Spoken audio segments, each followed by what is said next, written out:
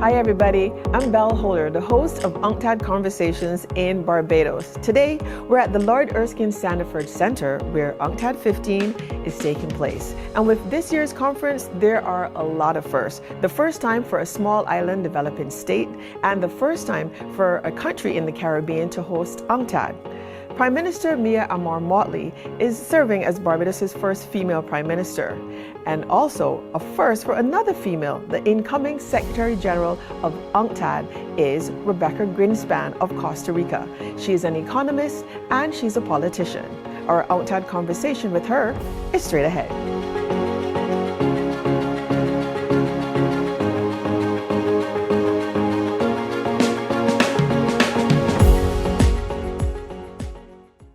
Thank you so much for taking the time to sit down with us, and congratulations on your appointment as the first woman to be the Secretary General of UNCTAD.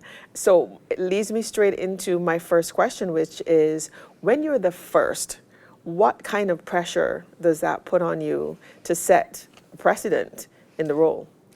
Well, thank you so much, Bill. And let me start by saying how happy I am that this happened in Barbados and that we are here in UNCTAD 15, my first real conference of UNCTAD, and really so happy that it happened in my region, in the Americas, yes. So, first of all, let me say that I am very conscious that I am the first woman in UNCTAD because other women fought for me. This is not a single journey. It's not an individual journey.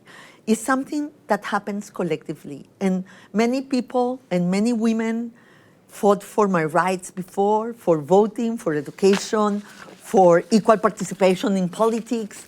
And I know that you have to make the effort. You have to have the perseverance to do it. You have to have also the family that backs you up. But more important, you have women that fought for you. And that's what I want to do now, to fight also for the women that will come after me. Do you feel any pressure to prove, I deserve this seat at the table, I earned the right to be here, and as you said, I'm going to leave the door open for other strong women to follow on? Yeah, there is pressure, no doubt, but I have been there so many times.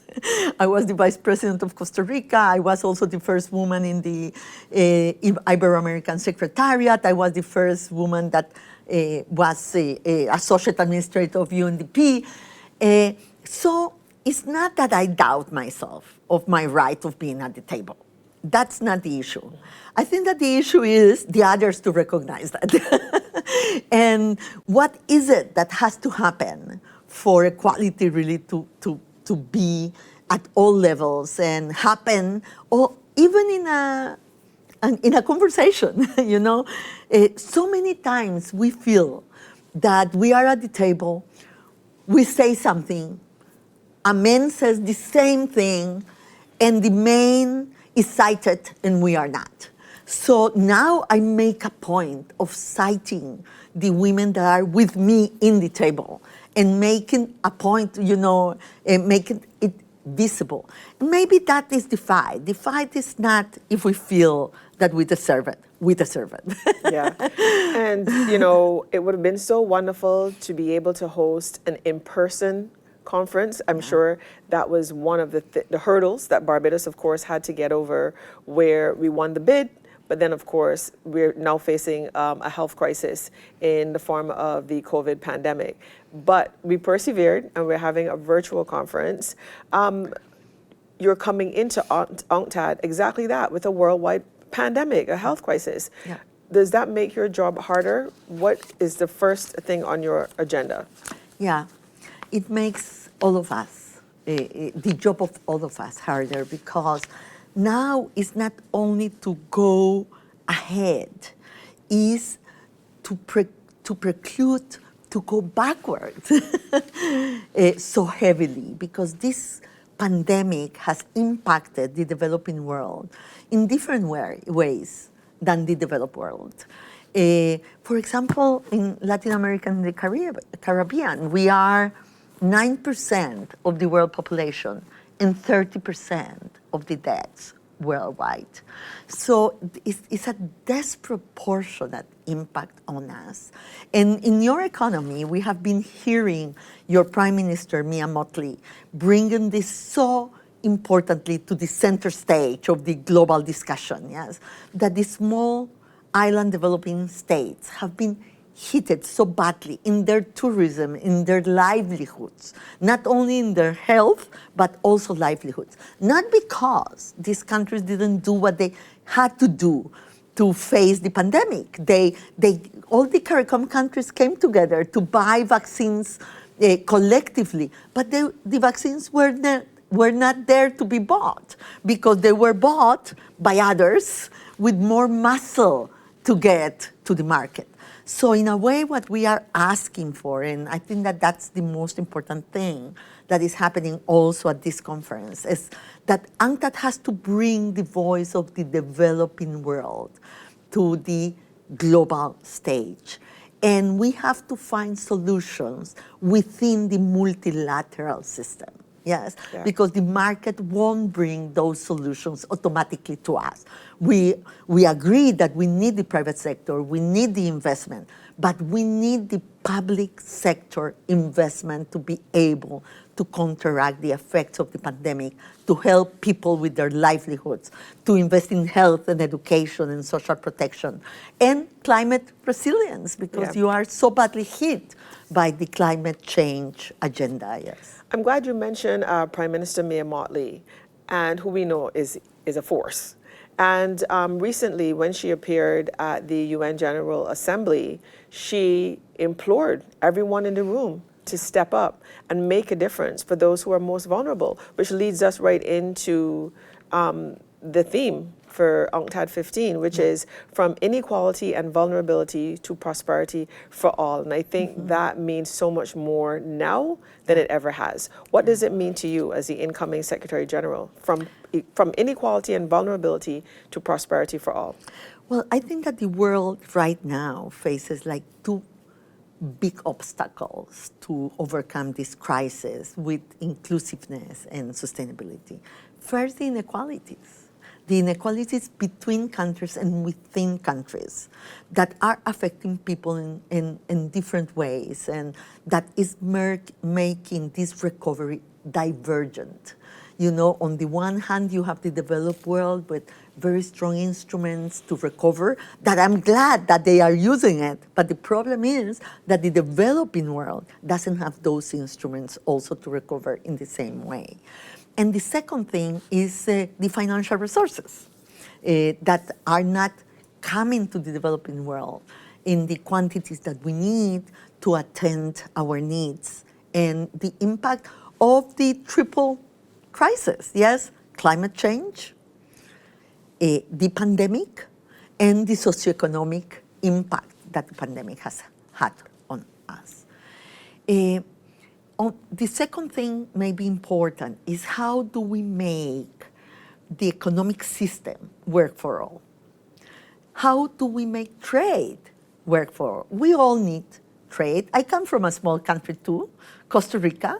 We need trade to be able to get the goods we cannot produce, but also to be able to have export earnings and foreign reserves so we can invest again in our people, in our small markets. Yeah. But the trade rules are not working for all.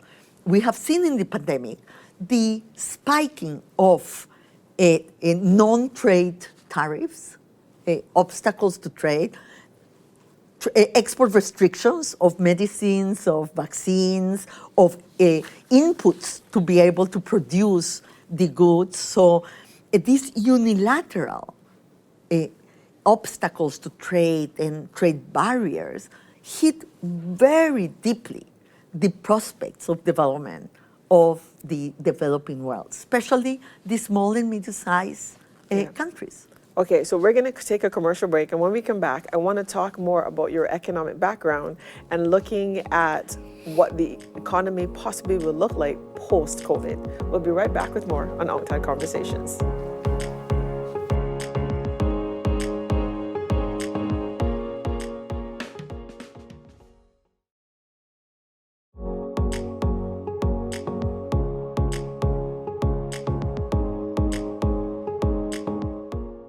Welcome back to UNCTAD Conversations, everybody. Today we're sitting down with Rebeca Grynspan, who is the newly appointed UNCTAD Secretary General.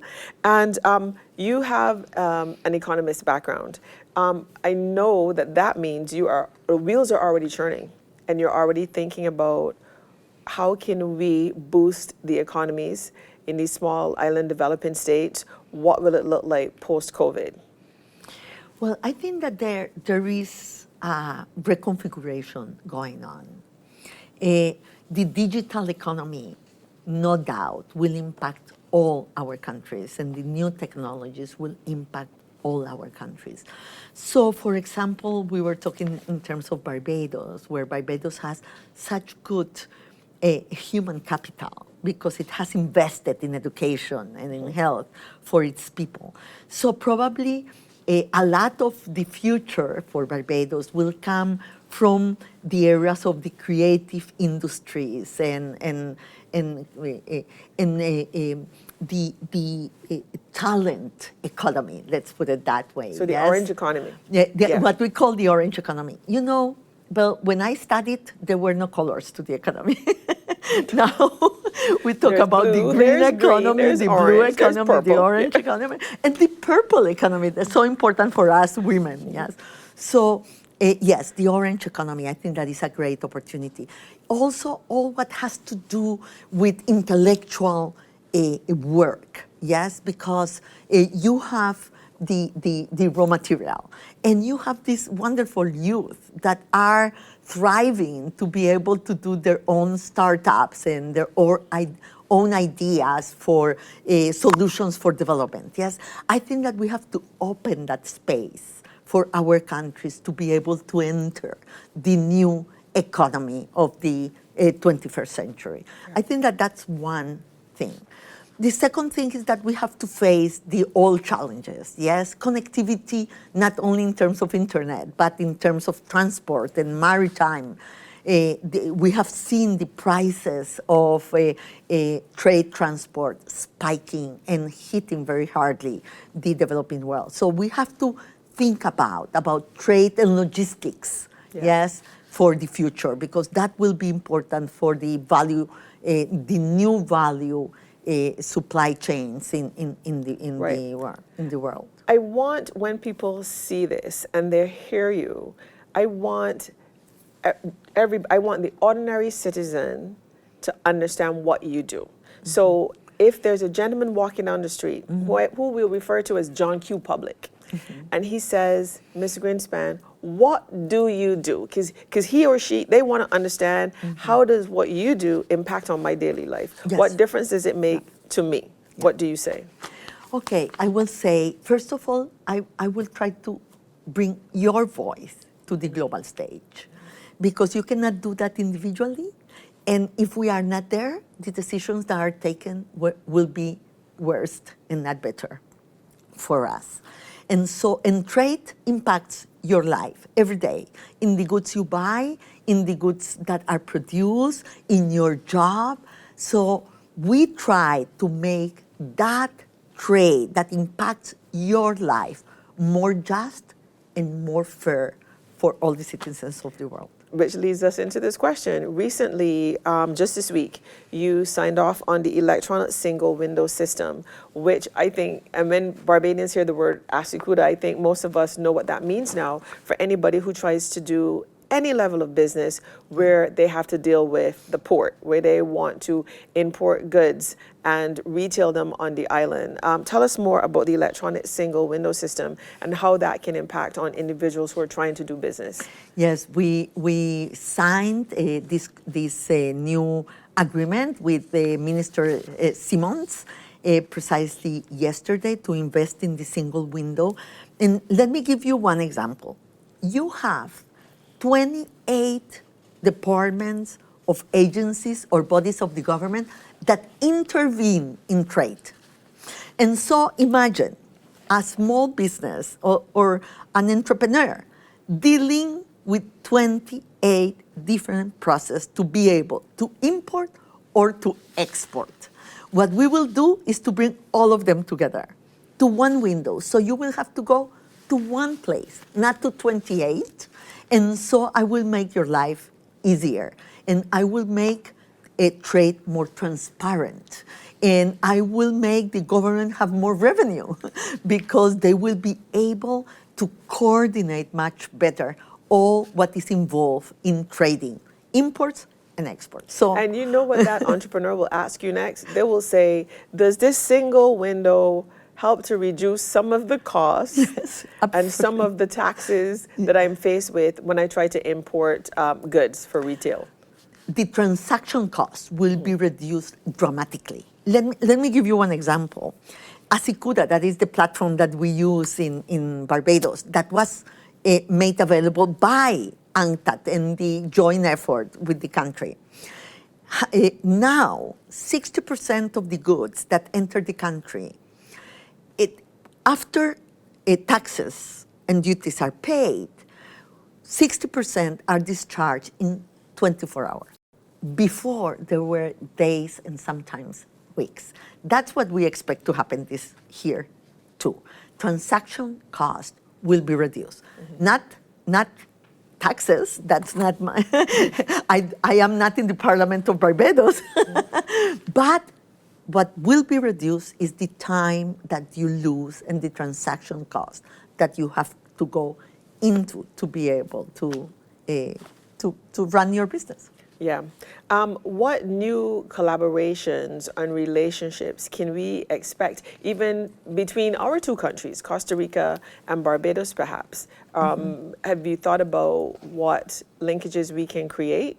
Well, that's precisely a very important conversation that I had yesterday with your Prime Minister Motley. That has become, let me say, really a reference worldwide after her speech in the General Assembly. So let me congratulate you for having such a wonderful leader in the country. So we were talking with her precisely that the first thing we will do together is this gathering on trade and logistics, because the problem with Costa Rica, but also the problem even within the CARICOM and the single market of the Caribbean, is precisely the connections.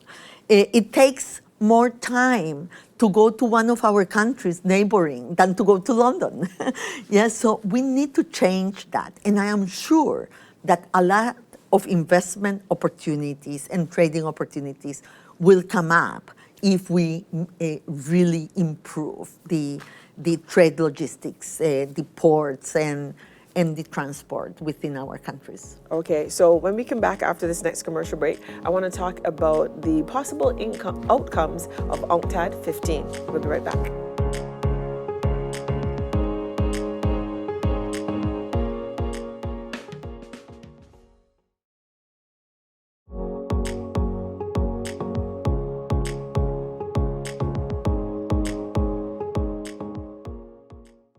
I'm so happy that we're having this conversation, and there are some people who feel as though UNCTAD should be downsized or even abolished, leaving the World Trade Organization to handle and address issues of global trade. How do you respond to those individuals? Well, they don't understand what is the division of labor between WTO and UNCTAD. WTO is not a development organization, and I am a supporter of WTO, yes? What they do is that they are the rules-setting body. They are the legislative body of trade, yes? What they decide becomes then the rule on trade for everybody, yes? But they are not a development agency. They don't talk about trade and development. They talk about trade negotiations and trade rules and trade disputes, yes? And that's very important, and that's a very important role for WTO. But what we do is to try to relate trade to development. Because when you negotiate, what is it? How do you know what is the differentiated impact that it has on the developing countries, for example, or in the least developed countries, or the landlocked countries, or in the small developing island?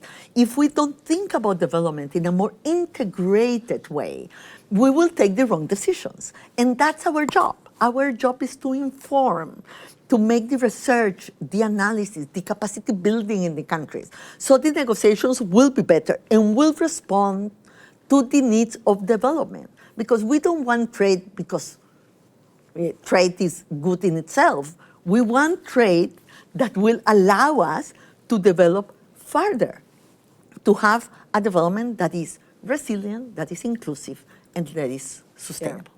I think any occasion that has a number of countries and getting people together to discuss more positive outcomes for everyone is always a good thing, always. And perhaps we need to do more of it. However, when we look at these conferences, and even at UNCTAD, I learned that Barbados' former Prime Minister, Owen Arthur, before his death, was looking at outcomes. So yes, we are excited, we get at the table, we make these connections and these collaborations, and we have these conversations around development and what needs to be done. What are you looking at to make sure that we move from the discussion phase and paperwork to making sure exactly that we get some results? Okay. It's a very important question, and I really believe that we have to be accountable to the citizen in the street that you were telling me about, to the citizens of the world. So I think that first, the priority of vaccines, because that is what we all are worried about, and we need to be a voice to push for vaccines and to access for of vaccines for all of us, a universal, effort. And that is not happening yet. And there are many promises, but the truth is that time is of essence. So our first commitment is to continue pushing for the vaccines to be available as quick as possible, because that means lives and livelihoods. The other day I was told, for example, that for these small developing islands, 41 million people, you need to vaccinate, yes? The world is vaccinating 41 million people per day. So it will take 2 days to vaccinate all the population of the small developing countries and allow them to recover tourism and to recover the livelihoods that they have lost during the pandemic. And why is that not happening? Somebody has to fight, and we are fighting for that. So vaccines, first thing. The waiver on intellectual property rights while the pandemic lasts. I think that is very important because it will allow to expand production and also to push for technology transfer and knowledge. So we could have easier vaccine access everywhere in production in other parts of the world, not only in the countries that are now the center of production for the vaccines. Third point, what we spoke about, logistics, ports, customs, transport. That's a very concrete thing. And the expertise is in my organization, is in UNCTAD. UNCTAD is the expert on those issues. Debt and financing for the developing world. We are pushing for a more integrated approach to debt. If we don't do that, there will be no resources to do the investments you have to do for the people. So we need to free the fiscal space of the developing world for them to be able to invest in their population. So the debt restructuring and debt relief and financing for development, because without more resources from the development banks, from the Bretton Woods institutions, from the international financing system, we won't be able to do what we have to do to have a more equitable future. Thank you so much for taking the time out of, I know what would be your very busy schedule, to sit down with us. I think it's really important to make sure that your voice is heard and people understand what your goals are. And we congratulate you once again on your new appointment, and we wish you the very, very best. Thank you so much. Thank you very much. And thank you so much for watching UNCTAD Conversations. I'm Belle Holder. Take care, everybody.